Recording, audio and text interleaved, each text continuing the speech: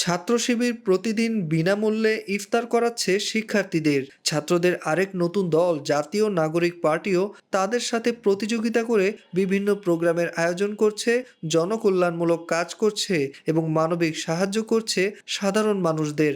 সম্প্রতি এসব নিয়ে প্রশ্ন তুলেছে ছাত্র দলের নেতারা।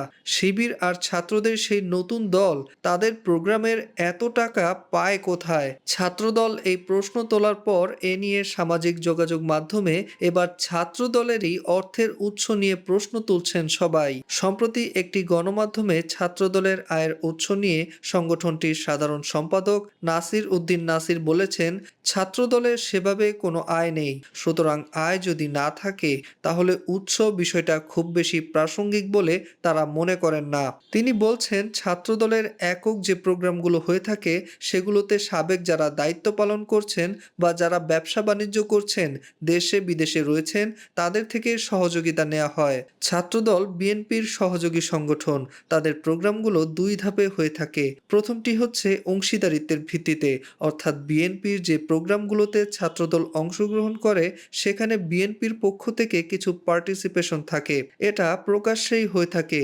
এর বাইরে অন্য যে প্রোগ্রামগুলো হয়ে থাকে সেখানে আর্থিক বিষয়গুলো সাবেক ছাত্রদলের নেতৃবৃন্দরা দেখে থাকেন। নাসির আরও বলেন, এবার তারা যে ফর্ম বিতরণ করেছেন সেখানে প্রতিটি ফর্ম থেকে 10 টাকা করে এসেছে। এভাবেও বড় অঙ্কের একটা টাকা তারা পেয়ে থাকেন। এর বাইরে ছাত্রদলের নাকি তেমন কোনো নিজস্ব আয় নেই।